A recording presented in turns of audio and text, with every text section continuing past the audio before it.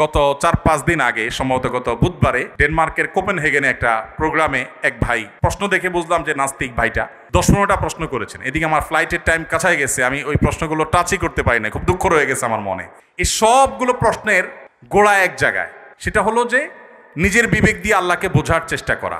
আল্লামা ইকবালের নাম আপনারা শুনেছেন, ভারতবর্ষের একজন বড় কবি ছিলেন। আল্লামা ইকবাল বলেছেন, জু সমঝ মে আ গই ও ফির খোদা কিউ কর হুয়া।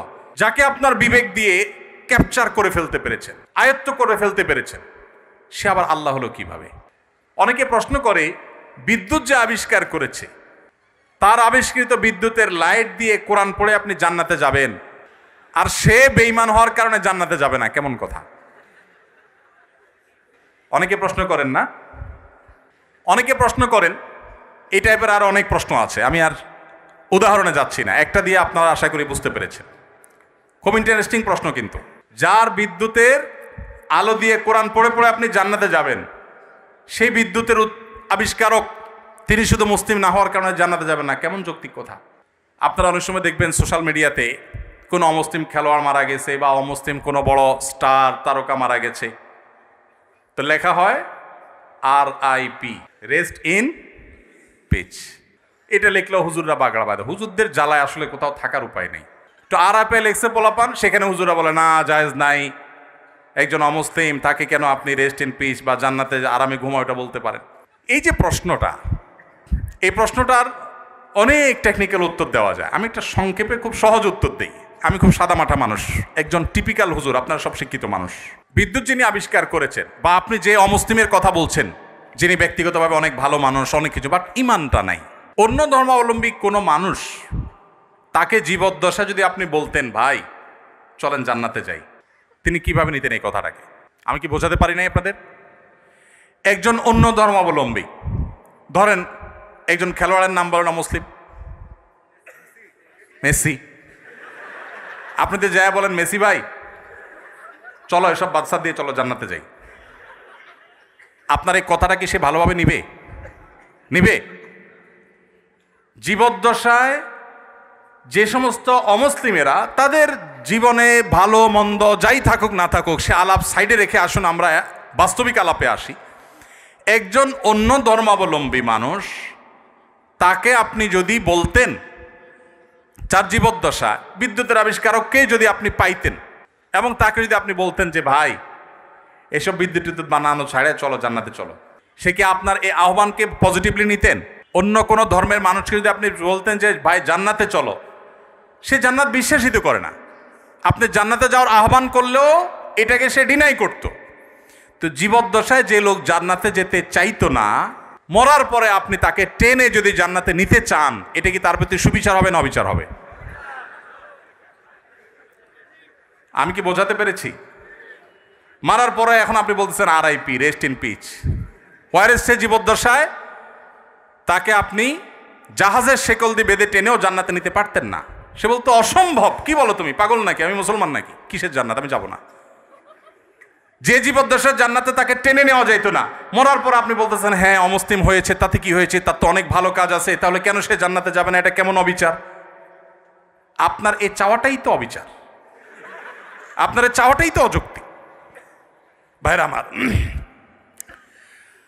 আমরা আল্লাহ সুবহানাহু ওয়া তাআলাকে আমাদের মতো করে ভাবি। আমরা চিন্তা করি একটা মানুষের সব ঠিক আছে, শুধু ঈমানটা একটু নাই, শুধু ঈমানটা নেই, আর সব ঠিক আছে।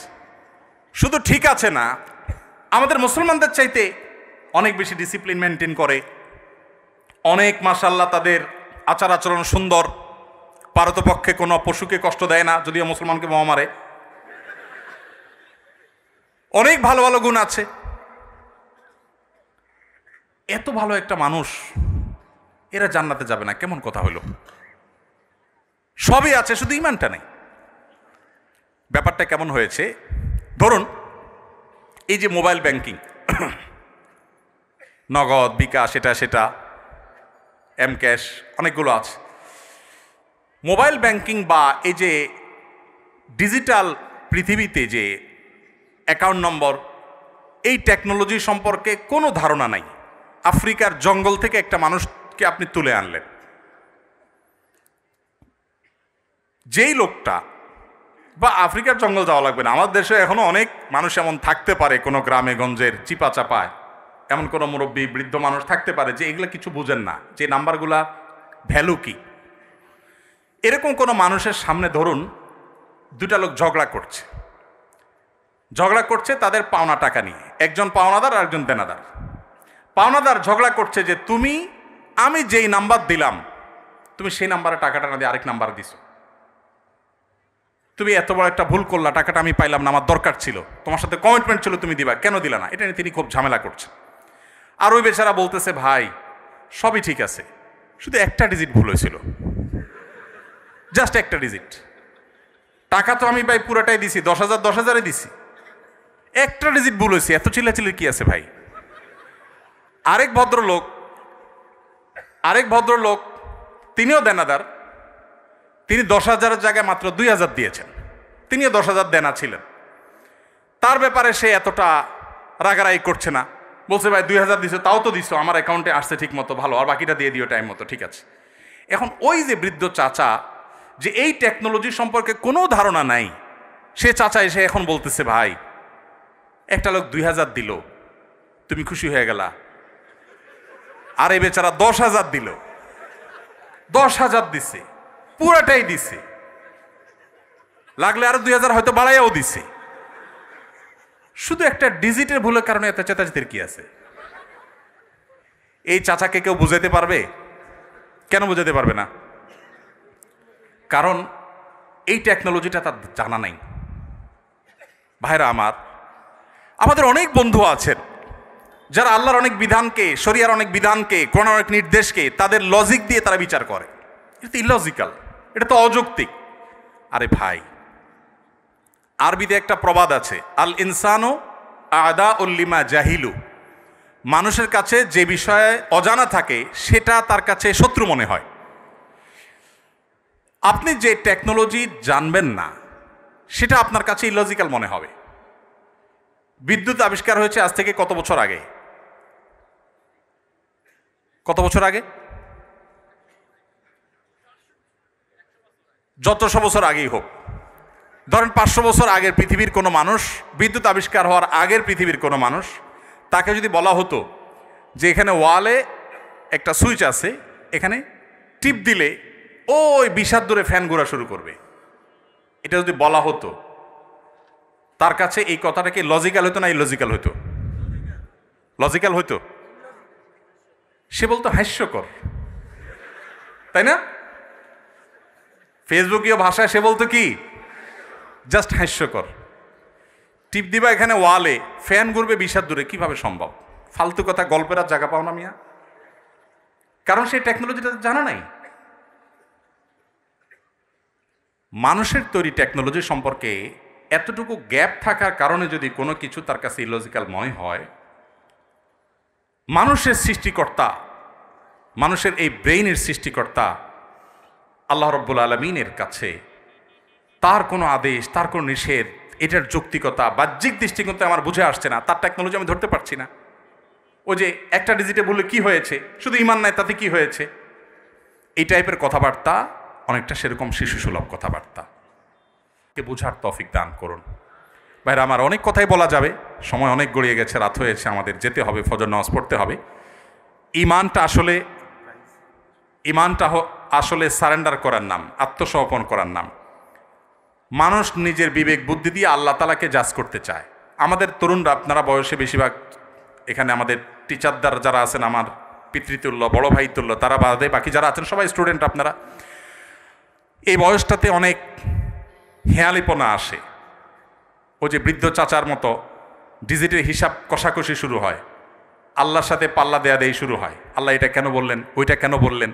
ভাই, আল্লাহ রাব্বুল আলামিন কেউ যদি অমুসলিমের ঘরে জন্ম নেয়, আল্লাহ তাআলাকে যদি সুস্থ বিবেক বুদ্ধি দিয়ে থাকেন, তিনি অসুস্থ না হন মানসিকভাবে, শুধুমাত্র তার কাছে এই জিজ্ঞাসা থাকবে তার বিবেক তার সৃষ্টিকর্তার পথে তারে পথ নির্দেশ করেছে কি করে নেই। যদি করে থাকে, আল্লাহর একত্ববাদের বিশ্বাসটা শুধু থাকে, আর কোনো বিধান আল্লাহর নাও মানে, গতানুগতিকভাবে সে মুসলমান নাও হয়, তার কাছে ইসলামের দাওয়াত যদি না যায়, তাহলে সে ইসলামের সহিত দৃষ্টিকোণ থেকে মুক্তি পেয়ে যাবে আখিরাতে। আল্লাহ তাআলা কারোর প্রতি জুলুম করবেন না, কারোর প্রতি জুলুম করবেন না। এই টাইপের অনেক প্রশ্ন আছে। গত 4-5 দিন আগে, সম্ভবত গত বুধবারে, ডেনমার্কের কোপেনহেগেনে একটা প্রোগ্রামে এক ভাই, প্রশ্ন দেখে বুঝলাম যে নাস্তিক ভাইটা 10-15টা প্রশ্ন করেছেন। এদিকে আমার ফ্লাইটের টাইম কাছায় গেছে, আমি ওই প্রশ্নগুলো টাচই করতে পারি না, খুব দুঃখ রয়ে গেছে আমার মনে। এই সবগুলো প্রশ্নের গোড়া এক জায়গায়, সেটা হলো যে নিজের বিবেক দিয়ে আল্লাহকে বোঝার চেষ্টা করা। আল্লামা ইকবালের নাম আপনারা শুনেছেন, ভারতবর্ষের একজন বড় কবি ছিলেন। আল্লামা ইকবাল বলেছেন, জু সমঝ মে আ গই ও ফির খোদা কিউ কর হুয়া। যাকে আপনার বিবেক দিয়ে ক্যাপচার করে ফেলতে পেরেছেন, আয়ত্ত করে ফেলতে পেরেছেন, সে আবার আল্লাহ হলো কিভাবে?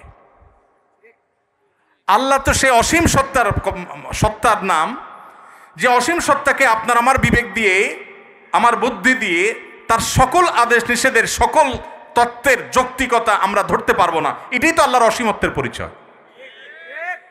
একজন অধীনস্থ যদি একজন মালিকের সকল কাজের, সকল পলিসির যৌক্তিকতা তার মাথায় না ধরে, হতে পারে না। কোম্পানির মালিক আর কোম্পানির একজন ড্রাইভার। এখানে আমার বড় ভাই ডাক্তার মহিউদ্দিন ভাই আছেন, এত বড় প্রতিষ্ঠানের মালিক, এতগুলো মেডিকেল কলেজ, এতগুলো মানুষ তার কাজ করে। এখন উনি যদি ওনার একজন সাধারণ কর্মচারীকে বলেন এই জিনিসটা অমুক জায়গা দিয়ে আসো, ওইটা অমুক জায়গায় নিয়ে আসো, সে যদি বলে স্যার কেন করব? যদি বলে যে অমুক রেটে দিয়ে আসো, স্যার কেন দিয়ে আসবো? কথায় কথা যদি সে স্যার কেন বলে, তাহলে এই মায়ের খাওয়ার উপযুক্ত হবে কি হবে না? কেন মায়ের খাওয়া উপযুক্ত হবে বলেন তো? আরে মিয়া, আমার সব কেন যদি তুমি বুঝে যাইতা, তাহলে তুমি তো ডাক্তার মহিউদ্দিন হয়ে যেতা, তাহলে তুমি তো আকিজ গ্রুপের চেয়ারম্যান হয়ে যেতা, তাহলে তুমি তো শত শত হাজার হাজার কোটি টাকা বিজনেস করতে পারতা। আমার সব কিছুর যৌক্তিকতা তোমার বুঝে আসবে না। তুমি আমার জায়গায় আসতে বহু সময় লাগবে, আমার এই বয়স পার হয়েছে এগুলো বুঝতে বুঝতে। এটা যদি হয় একজন মানুষের তফাৎ, সেখানে সৃষ্টি হয়ে আল্লাহর সমস্ত আদেশ আমার বুঝতে হবে, আমার বুঝে আসে নাই, তাহলে আমি কেন মানবো? এটা সবচেয়ে হাস্যকর। আল্লাহ তাআলা আমাদেরকে আল্লাহর প্রতি পরিপূর্ণ ঈমান আনার তৌফিক দান করুন। কিয়ামতের আগে এক এক ঝড়ে কত মানুষ বেঈমান হয়ে যাবে। নবী সাল্লাল্লাহু আলাইহি সাল্লাম বলেছেন, ভাইরা আমার, আপনারা দেশের কর্ণধার, আপনারা আমাদের আগামীর ভবিষ্যৎ। আমি আবারও আপনাদেরকে বলবো, প্লিজ, ওয়াজ নির্ভর ধর্ম পালন নয়, কোরআন এবং হাদিস থেকে জ্ঞান অর্জন করুন।